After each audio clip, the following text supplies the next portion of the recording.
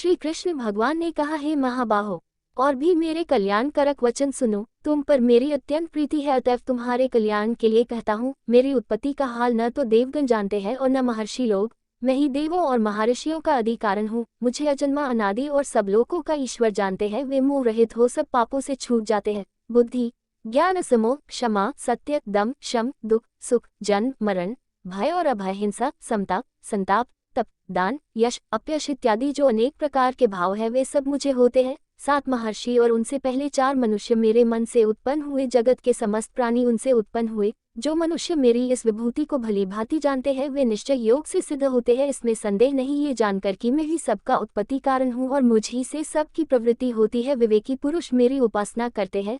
वे मुझी में अपने चित्त और प्राणों को लगाकर एक दूसरे को समझते हुए भजन करते सदा संतुष्ट और सुखी रहते हैं। चित्त का समाधान करके प्रीतिपूर्वक भजन करने वालों को मैं ऐसा बुद्धि योग देता हूँ जिससे वे मुझे प्राप्त कर लेते हैं। उन पर अनुग्रह करके मैं उनकी बुद्धि में स्थित हो देदीप्यमान ज्ञान दीपक से अज्ञान मूलक संसारी अंधकार का नाश करता हूँ। अर्जुन ने कहा, आप पर ब्रह्म हो, परम धाम हो, परम पवित्र, अचल और दिव्य पुरुष हो, आदिदेव हो, अजन्मा हो, सन्यासी हो। तुमको सब ऋषि, देवऋषि, नारद, असित, देवज्ञ और व्यास भी ऐसा कह गए हैं और स्वयं तुम भी कह रहे हो। हे केशव, जो तुमने मुझसे कहा है सो सब मैं सत्य मानता हूँ। हे भगवान, देवता और दानव इन दोनों ने ही तुम्हारे रूप को नहीं जाना है। हे सब जीवों के उत्पन्न करने वाले भूतेश, हे देव, हे जगतपते, हे पुरुषोत्तम, आप स्वयं ही अपने को जानते हैं। अतएव आप अपनी उन दिव्य विभूतियों का काल पूर्णता से वर्णन कीजिए जिनके द्वारा आप इन सब लोकों में व्याप्त हो रहे हो। हे योगिन, हे भगवान, सदैव आपका चिंतन करता हुआ मैं आपको किस प्रकार से जान सकता हूँ?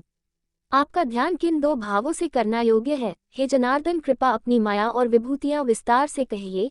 इस अमृत रूप आपकी वाणी को सुनने से मेरा मन तृप्त नहीं होता है। श्री भगवान ने कहा, मेरा विस्तार तो अनंत है, तो भी मुख्य 2 विभूतियों को मैं तुम्हें सुनाता हूँ। गुणकेश, समस्त भूतों के अंतकरण में रहने वाली आत्मा मैं ही हूँ। मैं ही उनका आदिमध्य और अंत हूँ। मैं किरणों से भूषित सूर्य, मरुद्गणों में मरीचि और नक्षत्रों में चंद्र हूँ। मैं वेदों में सामवेद, देवों में इंद्र, इंद्रियों में मन और भूतमत में चैतन्य हूँ। मैं ही रुद्रों में शिव, यज्ञ राक्षसों में कुबेर, 8 वसुओं में अग्नि और पर्वतों में सुमेर हूँ। हे पार्थ, पुरोहित में बृहस्पति, सेनापतियों में स्कंद और जलाशयों में समुद्र मैं ही हूँ। मैं महर्षियों में भृगुवनी में एक अक्षर ओम अकार, यज्ञों में जप यज्ञ और स्थावरों में हिमालय हूँ। मैं वृक्षों में पीपल, देवऋषियों में नारद, गंधर्वी में चित्ररथ, सिद्धों में कपिला मुनि, वेदों में अमृत से उत्पन्न उच्च श्रवा, गजेंद्रों में ऐरावत और मनुष्यों में राजा मैं ही हूँ। धातुओं में वज्र, गौ में कामधेनु, प्रजा की उत्पत्ति करने वालों में कामदेव और सर्पों में वासुकी मैं ही हूँ। नागों में शेषनाग हूँ, जलधारों में वरुण, पितरों में अयरमा और शासन करने वालों में यज्ञ में ही हूँ। दैत्यों में प्रहलाद, ग्रास करने वालों में काल,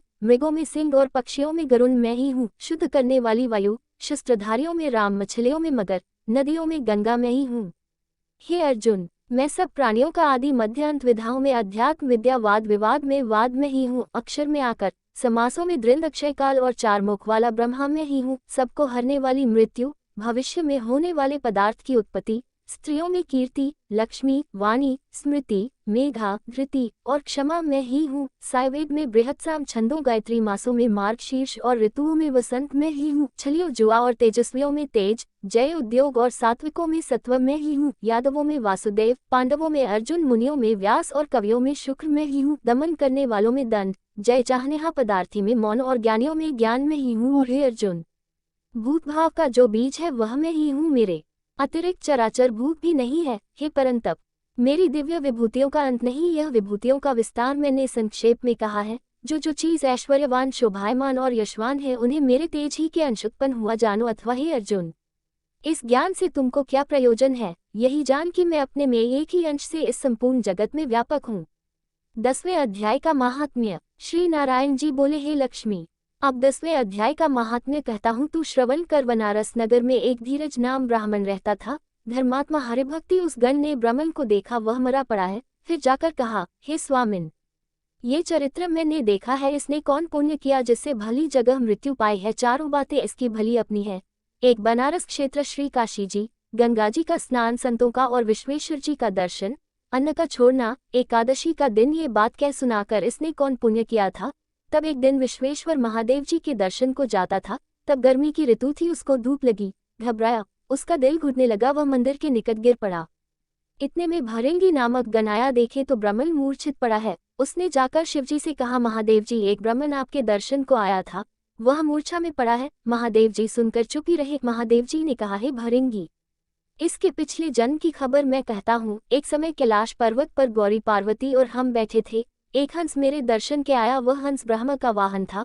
ब्रह्मलोक मानसरोवर को जाता था। उस सरोवर में सुंदर कमल फूल थे। एक कमल को लांघने लगा, उसकी परछाई पड़ी, वह हंस अचेतन काला हो गया, आकाश से गिरा। तब उसी समय उसी मार्ग में एक गण आया। हंस को गिरा देखकर गण ने कहा, हे स्वामिन, वह हंस आपके दर्शन को आया था, सो श्याम वर्ण होकर गिर पड़ा है। गण मेरी आज्ञा से हंस को ले आए। हमने पूछा, हे हंस, तू श्यामवर्ण क्यों हुआ? हंस ने कहा, हे प्रभु जी, मैं आपके दर्शन को आया था, मानसरोवर में कमल फूल थे, मैं लांघ कर आया, इससे मेरी देह श्याम हो गई, आकाश से गिर पड़ा, कारण जानता नहीं क्या हुआ है। ये सुनकर शिवजी हंसे। आकाशवाणी हुई कि शंभु जी, कमलनी से पूछो, वह कहेगी। कमलनी ने कहा, पिछले जन्म में मैं अप्सरा थी, नाम पद्मावती था। पिछले समय श्री गंगा जी के किनारे एक ब्राह्मण स्नान करके गीता जी 10वें अध्याय का पाठ किया करता था। एक दिन राजा इंद्र का आसान चला, तब इंद्र ने मुझे आज्ञा करी, तू जाकर उस पंडित की तपस्या भंग कर। आज्ञा पाकर मैं उस विप्र के पास गई। उस विप्र ने मुझे श्राप दिया, कहा, हे पापिनी, तू कमलनी हो। उसी समय कमलनी हुई। अब मैं गीता जी के 10वें अध्याय का पाठ करती हूँ, उसी से मेरा तेज है,